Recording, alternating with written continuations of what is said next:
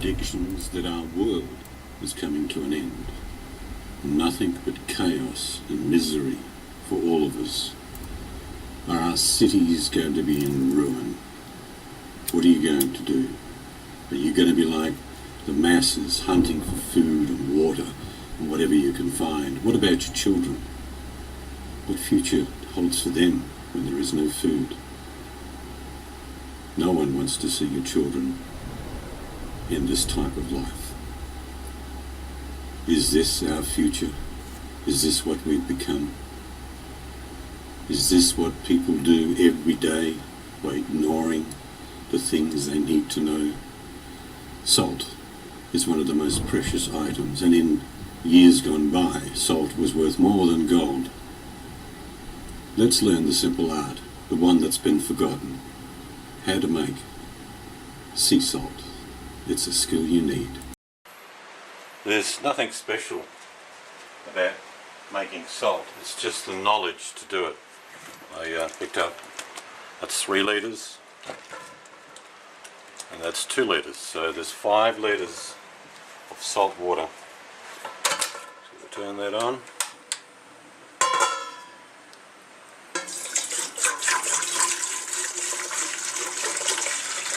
Filtered the seawater through a cloth, so if there's any living organisms, hopefully they've all gone, but the boiling process alone will make it sterile. 3 litres, so that's going to be 5. You're going to get out of 5 litres around about an ounce, if you want to go work in the imperial, about an ounce of salt, or a bit more, or about 35 grams per litre.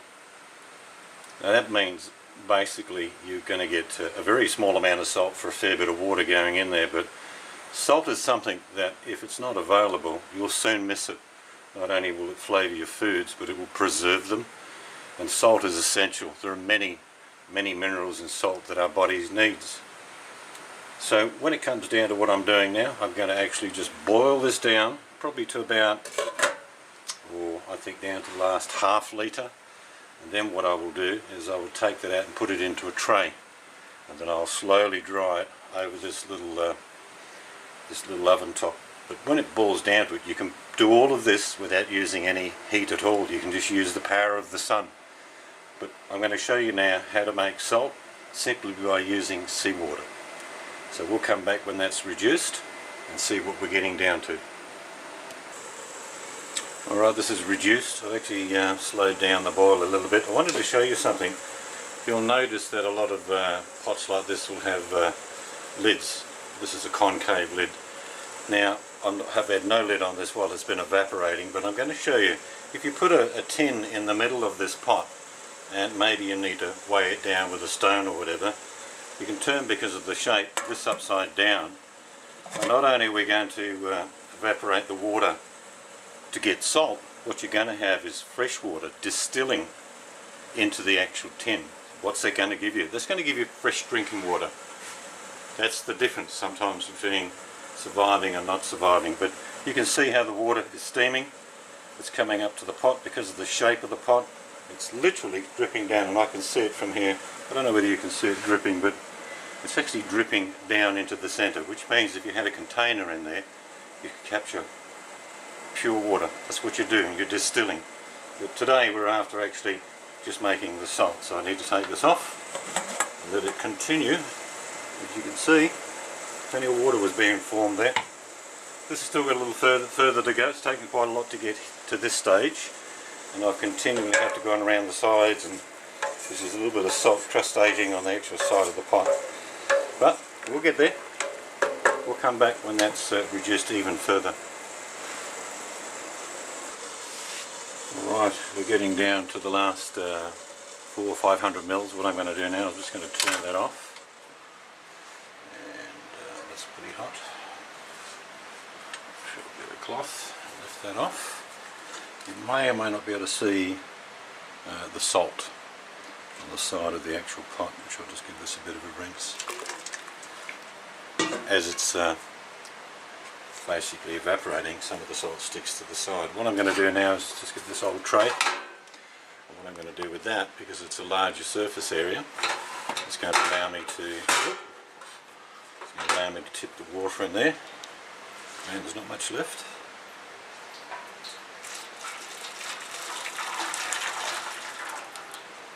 Okay, now you don't need to do what I'm doing here. I'm doing this to show you how to make salt. But you can simply put this in the sun and let the sun do its job. It'll still evaporate, it'll just take a bit longer.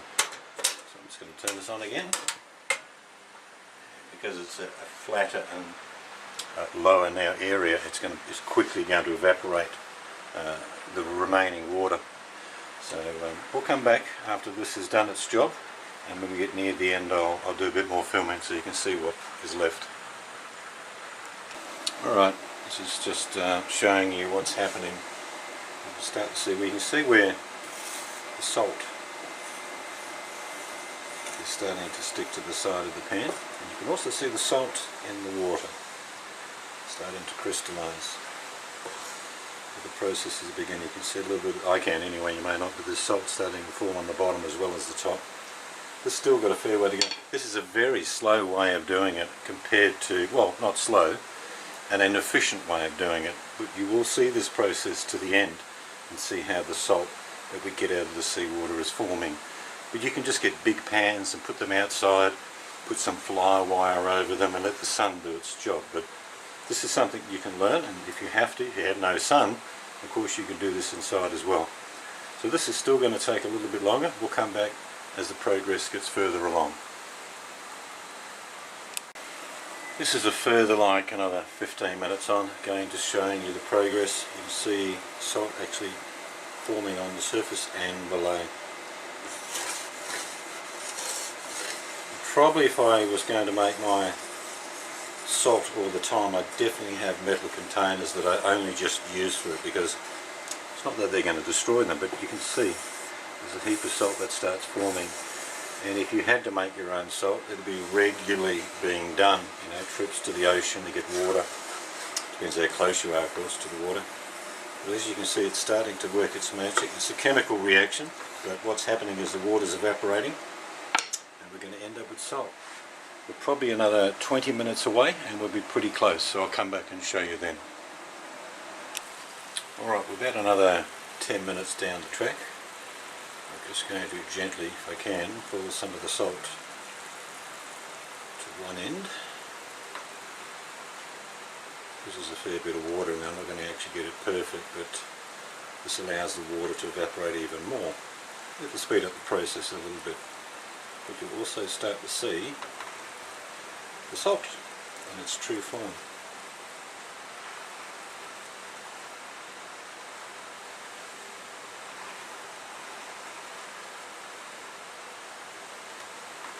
Only got it over a fairly gentle heat now just to finish off the evaporation. Okay. Again, we'll come back a little bit later when it's done. Alright, this has been another 10-15 minutes down the track. Just wanted to show you, I turned this down quite low. If you can see the flame, you'll be doing well. It's only just on. But as you can see now, a lot of salt is forming. Most of the moisture, still some moisture in there. It's just about gone. That is salt from seawater. Right, I'll just spread that out a little bit more. Like I say, it's on quite low.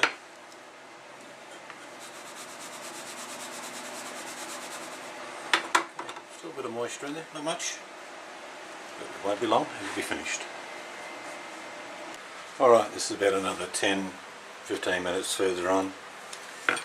You can see that most of the moisture is gone now. The salt is like starting to dry out a fair bit. What I'm going to do is let it have about another 10 minutes. Again, the burner is hardly on, it's only just on. I don't think you can even see it. But it's nearly there. We're nearly finished making salt salt from seawater, so let's just give it another 10 or 15 minutes to finish off what it needs to do.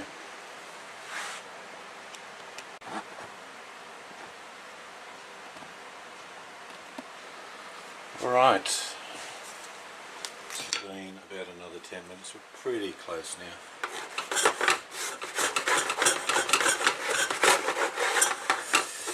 See, it's starting to dry nicely.